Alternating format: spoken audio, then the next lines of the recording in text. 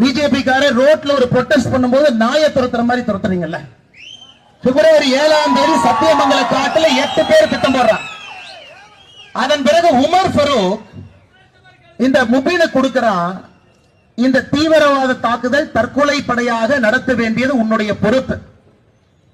அதற்கு நீ தீவிரவாதத்துக்கு தேவையான பொருள் எல்லாம் வாங்கணும். மார்ச் மாசத்துல 750 கிலோ அமோனியம் நைட்ரேட் வாங்குறாங்க. அதோட சல்பரை கலந்தீங்கன்னா, சார்கோல கலந்தீங்கன்னா அது வெடிப்பொருள். அமோனியம் நைட்ரேட்டை வாங்குறான். காவல்துறை நண்பர்கள் நல்லா கேட்டுக்குங்க. ஏன்னா உங்களுடைய டிஜிபி அவர்கள் தமிழக பாரதிய ஜனதா கட்சியுடைய அறிக்கைக்கு என்ன சொன்னாங்கன்னா, ஒரு சிலிண்டர் வெடிப்பை நீங்க அரசியல் பண்றீங்க.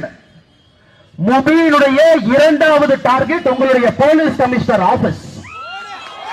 உங்களுடைய போலீஸ் கமிஷனர் ஆபீஸ். காவல்துறை நண்பர்கள் காக்கி போட்டுட்டு வீரமாக யார் இங்க நிக்கிறீங்களோ, நான் சொல்றதை நல்லா எழுதி வச்சுக்க.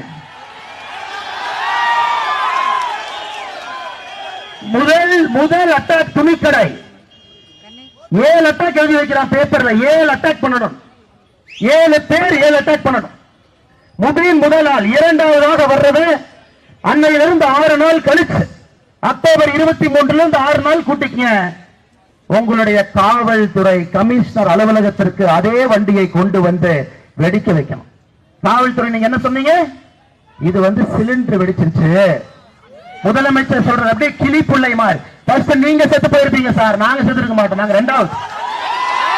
காவல்துறை உடையை போட்டுக்கொண்டு யார் கோயம்புத்தூர் மாநகரத்தில் காவல்துறை நின்று கொண்டிருக்கின்றீர்களோ, நீங்க அக்டோபர் 29ஆம் தேதி நீங்க பஸ்மம் ஆயிருப்பீங்க. 23ஆம் தேதி நடந்தவுடன் பாரதிய ஜனதா கட்சி முதல் முறையா சொல்ல வேண்டிய கட்டாயங்க. இதை சொல்லித்தான் ஆகணும். முபீன் 7 நிமிஷம் வீடியோ ரெக்கார்ட் பண்றான். ஐஎஸ்ஐஎஸ் கேலிஃபேட் சிரியால இருக்கிறான். வீடியோ ரெக்கார்ட் பண்ணி 7 நிமிஷம் வீடியோ விரைவில் அது வெளியே வரும். நீங்க பாப்பீங்க. அது வெளியிட்டா ரொம்ப தப்பா போய். அந்த வீடியோல சொல்றான் எப்படி கழுத்தை அறுக்க வேண்டும். இஸ்லாம் மதத்தை நம்பாதவர்களை கழுத்தை எப்படி அறுப்பது, எப்படி கொலை பண்ணணும், ஃபக்கீர் எப்படி கொலை பண்ணணும். 7 நிமிஷம் வீடியோ ரெக்கார்ட் பண்ணி, அது பேரு பையத் அப்படிம்பாங்க. பையத் தீவிரவாதத்துல ஐஎஸ்ஐஎஸ் அது பேரு பையத். ஒருக்கா நீங்க பையத் கொடுத்துட்டீங்கன்னா நீங்கள் உங்களை அர்ப்பணிக்கின்றீர்கள் என்று அர்த்தம். பையத் பண்றான். எப்ப பண்றாங்க?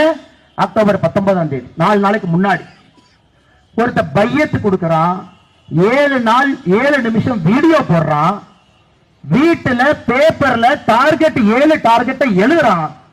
முதல் டார்கெட் ஆபரேஷனை காலையில 10:30 மணிக்கு பண்றதுக்காக 3 மணிக்கு வண்டி எடுத்துட்டு வர்றான். அக்டோபர் 29ஆம் தேதி உங்களுடைய போலீஸ் கமிஷனர் அலுவலகத்தை தகர்ப்பதற்கு 2வது உமர் ஃபரூக் குன்னூர்ல ஒளிஞ்சிருக்கான். ஆனா இங்க காவல்துறை நல்லா வேலை பாக்குறீங்க சார். நல்லா வேலை பாக்குறீங்க. நல்லா பாக்குறீங்க.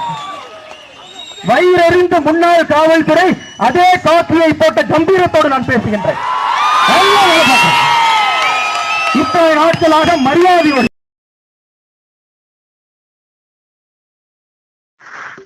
சிவாயனமையா. ஐயா சிவாயனம சொல்லுங்க ஐயா. ஒண்ணு இல்ல, சித்தர்கள் பித்தர்கள் சொல்லி ரொம்ப பித்து பிடிச்சி ஒரு மாதிரியா தான் இருப்பாங்க. அது நமக்கு தெரியும். ஆன்மீகத்துல இருக்கு, நல்லா புரிஞ்சுக்கிட்டவங்களும் தெரியும். சரி. திருவண்ணாமலையில தொப்பியம்மான்னு ஒரு அம்மா இருக்கிறாங்க. அவங்களுடைய பவர் என்னங்கிறதெல்லாம் நம்ம அதாவது அனுபவிச்சவங்களுக்கு தெரியும். புடிச்சு பார்த்தவங்களுக்கு தான் தெரியும். சூரன் என்ன தெரியும். அந்த மாதிரி அவங்களை பாத்தீங்கன்னா மனநிலை பாதிக்கப்பட்டவங்க அப்படி இப்படிலாம் சொல்றானுங்க நிறைய பேரு. யார் சொல்ற? கருத்து என்ன? யாரு சொன்னா வலைதளங்களை போய் பாருங்க. இவங்க பெரிய அறிவாளி மாதிரியும் அது தனக்கு தானே பாவத்தை அனுபவிச்சுட்டு இருக்காங்க. என்ன அந்த அம்மா மனநிலை பாதிக்கப்பட்டதுன்னு சொல்றாங்களா? சொல்றானுங்க. என்ன இது மனநிலை பாதிக்கப்பட்டவங்க? அது நான் தெளிவா சொல்றேன். புரிஞ்சுக்கோங்க. சித்தர்களுடைய பார்வையில நம்ம தான் மனநிலை பாதிக்கப்பட்டவன். அதை சொல்லுங்க. அவங்களுடைய பார்வையில. ஏன்னா அததான் எம்பெருமான் சொன்னாரு, சித்தர்கள் யாருங்கிறீங்க? சித்தர்களே அப்படிதான் இருப்பாங்க. ஏன்னா சாமியே சொல்றாரு, மச்ச முனி நானும் அப்பா என் மாயஸ்வரூபம் அறிவாயோ ஊமையானேன் செவிடானேன் இந்த உலகம் எங்கோ நானானேன் பித்தனானேன். நல்லா புரிஞ்சு என்ன சொல்றாரு சாமி? எம்பெருமான் சொல்றார், சிவன் சொல்றார், பித்தனானேன் பேயனானேன் என் பெருமை எங்கும் அறிவார் இல்லை ஆளிலை மேல் வள்ளி கொண்ட அருமை சற்றே சொல்வார் இல்லை. வாரிதனையடைத்தை வாரிதனையடைத்த அருமை சற்றுமில்லை என் மகனேங்காரு. எங்க அப்பன் சொல்றான், அன்றைக்கு ஊழி காலத்துல ஆளிலையில பள்ளி கொண்டுதானா உலகத்தையே அழிச்சுட்டான். கடல் எங்கும் கடலு. யாரு ஒரு சின்ன ஆளிலை மேல எம்பெருமான் பள்ளி கொண்டிருந்தானா? பித்தனானேன் பேயனானேன் என் பெருமை எறிவர்கள். பித்தனவன் தான், பேயனவன் தான். பித்தன் நான் தாண்டாங்காரு. அப்போ இந்த அம்மா மனநிலை பாதிக்க அப்படின்னு சொன்னான்னா, எம்பெருமான் என்ன சொல்றாரு? பித்தன் பேயன் சொல்லு நான் தாங்காரு. அப்போ ஞானிகளுடைய பார்வையில் யாரு பித்தன்? நம்ம தான் பித்தன். நான் தான் பித்தன், நீங்க பித்தன். அவங்க மனநிலை பாதிக்கப்பட்டவங்க, அவங்க தெளிவா இருக்காங்க. அவங்க அவங்களுடைய ஆத்ம தேடல்ல அவங்க ஆத்மாவிலேயே இன்புற்று லயத்துல இருக்காங்க. அவங்க உடலுங்க அப்படியே போனாலும் அவங்களுக்கு சிந்தனை ஃபுல்லா ஆத்மாவை நோக்கியே இருக்குது. இந்த கர்மாந்திர இச்சைகளை நோக்கி இல்ல. நம்ம அப்படி கிடையாது. இந்த உலகில் பற்றில மூழ்கி மூழ்கி வெறும் ஆசையை உள்ள இழுத்து இழுத்து அணுதினமும் துன்பப்பட்டு 2 நாள் சிரிப்போம், 2 நாள் நம்ம சிரிப்போம், 2 வாரம் விழுந்து விழுந்து அழுவோம். இதானையா ஒவ்வொருத்த வாழ்க்கையில் நடக்கு. ஞானிகள் என்னைக்கும் அலைய மாட்டான், சிரிக்க மாட்டான். ஏன்னா அவன் நடுநிலையே போயிடுவான். இது கர்மா, அவனுக்கு தெரியும். புரியுதா உங்களுக்கு? இந்த பூமிக்கு நம்ம வந்ததே நம்ம செஞ்ச முன்னாடி செஞ்ச வினை அனுபவிக்க தான் வந்திருக்கோம்னு அவங்களுக்கு தெரியும். அதனால அவங்க எதுவுமே ஏத்துக்க மாட்டாங்க. இன்பத்தையும் ஏத்துக்க மாட்டான், துன்பத்தையும் ஏத்துக்க மாட்டான். தட்டி விட்டுட்டு போயிட்டே இருப்பான். அவனுக்கு வந்து பந்த பாசமே கிடையாது. எம்பெருமானே சொல்றாருல, பாசம் அறுத்தல்லவோ பரகதியை காணுவதுங்காரு. பந்த பாசம் மாயை. இங்க இருக்க உறவுகள் அம்மா ஆத்தா குட்டி பொண்டாட்டி புள்ள எல்லாம் மாயைங்காரு. இந்த பாசம் அதுக்காக நீ குடும்பத்தை அத்து விட்டுட்டு சன்னியாசியே போன்னு சொல்லல. அதே சாமி தான் சொல்றாரு, இல்லறத்தை விட்டு தவம் இல்லை காணி உலகில். இல்லறம் மிகப்பெரிய தவங்கிறாரு. ஆனா அந்த இல்லறத்தை எப்படி வாழணும்? பற்றற்று வாழணும், தாமரை இலை போல. புரியுதா உங்களுக்கு? அதுக்காக நீ குடும்பத்தை விட்டு ஓடிட்டு காசில போய் காவி வெட்டி கட்டிட்டு படுத்துக்கன்னு சொல்லல சாமி. பாசம் அறுத்தல்லவோ பரகதியை நாடுவது. நினைக்கிறோம் நம்ம பிள்ளை யாரு, இது ஒரு கர்மவினைக்கு வந்திருக்குது. நம்ம அம்மா யாரு, அது ஒரு கர்மவினைக்கு வந்திருக்கு. அந்த தாய் வயிற்றுல நான் ஒரு கர்மவினைக்கு வந்திருக்கேன். எனக்கு உண்மையான அப்பன் யாரு? எங்க அப்பன் சிவன் தான். இது உடலுக்கு அப்பன், ஆத்மா அப்பன் அங்க இருக்கான். அவன் தான் எல்லாத்தையும் நடத்துறான்.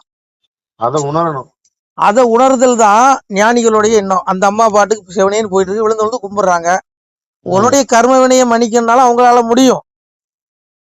ஏன்னா தவசு, அவங்களுடைய தவசு அப்படி இருக்கும். சாமி சொல்றாரு, அடங்கா தவசு தான் அதை நஞ்சு அறிவீர்களோங்காரு. அதனாலங்க இவங்க அதெல்லாம் அந்த நிலை இவங்களுக்கு தெரியாது. புரியுதா உங்களுக்கு? இன்னைக்கு சித்தர்கள் மகான்களை இழிவுபடுத்துறவன் ஒரு நாள் அவங்கள நினைச்சு கும்பிடுவான், வழிபடுவான்.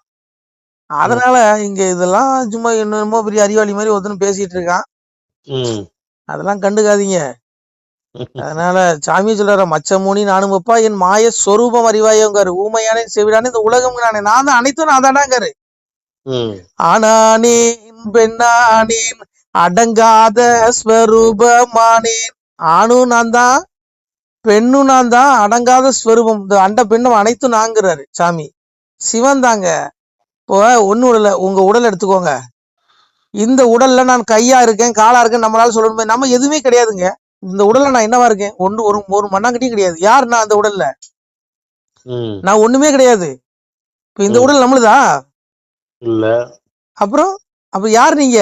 ஒரு மண்ணும் கிடையாது, ஒரு மண்ணாங்கட்டியும் நம்ம கிடையாது. இத உணர்ந்தாலே போதும், நீங்க ஆத்மா உணர்ந்துடலாம். ஆத்ம ஞானம் வேணும். உள்ள ஞானம் ஆத்ம ஞானத்துக்கு எங்க போக போறானுங்க? நீ இருக்கிற வரைக்கும் இங்க ஊடுறது பறக்கிறது தாவறது எல்லாம் தின்னுட்டு கடைசியில ஆத்ம தேடல் அப்படின்னா எப்படி கிடைக்கும்? கொஞ்சமாவது முயற்சி பண்ணி பார்க்கணும். அதனாலங்க அது நான் என்ன சொல்றேன், இது அப்படிதான், இந்த உலகம் அப்படிதான் இருக்கு.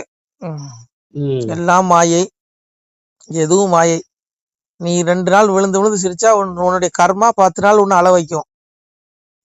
உண்மையா இல்லையா? நீங்க சந்தோஷப்படுறீங்க. நீங்க ஒண்ணு இல்ல, நீங்க நினைச்சுக்கோங்க, எனக்கு எந்த பிரச்சனையும் இல்லடா அப்படின்னு நீங்க நினைச்சிட்டு படுத்துக்கோங்க. விடிஞ்ச உடனே உங்களுக்கு 10 பிரச்சனை வந்துடும். ரெடியா இருக்கும். அதனால இங்க பரிபூர்ணம் கிடையாது. பூமியில எவனுமே சுகப்பட முடியாது. சாமி அதான் சொல்றாரு, என்னுடைய பக்தர்களை நான் துன்பத்திற்குரியதும் இறப்புக்குரியதுமான இந்த மண்ணுலகில் நான் அவனை மீண்டும் பிறவி செய்யறது இல்லைங்காரு சாமி. பாத பூஜை பண்ணா அவரே சொல்றாரு துன்பத்துக்குரியதுங்கிறது பூமிய. இங்க வந்து பாத பூஜை பண்ணா ஏதாவது வாய்ப்பு இருக்குமா? பாத பூஜையா? போங்கய்யா, ஏற்கனவே பாத பூஜை ஒரு இது ஓடிட்டு இருக்கு. நீங்க வேற 10வது பாத பூஜை. பால் டாயில் குடிச்சா சரி வருமா? சிவா திருச்சி நம்மள வைக்கிறேன் ஐயா.